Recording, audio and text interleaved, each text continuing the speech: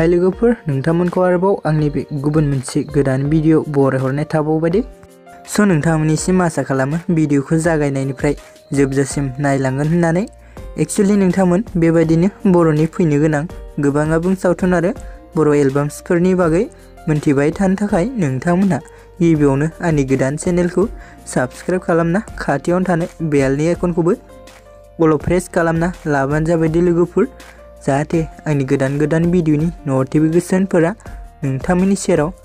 थाबैनो सौहैदो लोगोफोर एक्चुअली नोंथांमोनाथ' मोनथिखाबायानो जानांगौ दिनै आं मा भिडिअनि सायाव आपडेटखौ लानानै फैदों भिडिअनि टाइटेल एबा थाम्बनेलाव नायनानैनो स' लोगोफोर आं दिनै मोनसे आबुं बर' सावथुननि सायाव सुंद' आपडेटखौ लानानै फैदों दे लोगोफोर स' नोंथांमोनहा जाय भिडिअखौ नायनो इन्टारेस्टेड अब्ला नायलांबाय थाबानो जाबाय दे लोगोफोर एक्चुअली नोंथांमोन आं दिनै जिबि क्रिएशन बेनारनि आन्डाराव सोमजिनाय आरो बिथां गणेश बर'नि नाजानायाव दिहुनजानाय मोनसे आबुं बर' सावथुननि सायाव सुंद' आपडेटखौ लानानै फैदों दे लोगोफोर स' नोंथांमोन बे आबुं बर' सावथुननि टाइटेलानो जाहैबाय बोसोन दे लोगोफोर स' लोगोफोर जाय बिथांमोना भिडिअखौ नायनो इन्टारेस्टेड अब्ला नायलांबाय थाबानो जाबाय दे लोगोफोर एक्चुअली नोंथांमोन बे आबुं बर' सावथुनखौ जिबि क्रिएशन चेनेलावनो रिलिज होदों दे लोगोफोर स' नोंथांमोन बे बोसोन आबुं बर' सावथुननि पार्ट 6 भिडिअखौबो जिबि क्रिएशन चेनेला रिलिज होना होबाय दे लोगोफोर स' लोगोफोर जाय बिथांमोना बे आबुं बर' सावथुननि पार्ट 6 भिडिअखौ दासिमबो जुदि नायाखै अब्ला आंनि चेनेलनि गेजेरजों नायहैदो दे लोगोफोर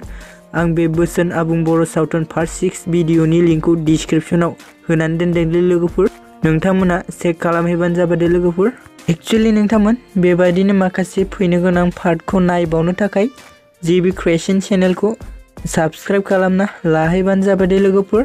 मानोना नोंथांमोननि अननाय आरो मदद मोनोब्लानो बिथांमोनहा फैनो गोनां माखासे पार्टफोरखौबो थाबैनो रिलिज होना होगोन दे लोगोफोर स' लोगोफोर दानिया फैदो दे जों बे आबुं सावथुनाव गुबै सोरनि फाव खालामनायखौ नुनो मोन्दों मिथिना लादिन दे लोगोफोर एक्चुअली लोगोफोर जों बेयाव गुबै फाव खालामनायखौ नुनो मोन्दों बर'नि प्रियांका एक्टर बिथांमोन अमप्रकास केरकाटारि प्रियांका लाहारि जिसुस केरकाटारि रुबुल बर' उत्तम बसुमतारी मेकेल बर' काराबि ब्रह्मा दे लोगोफोर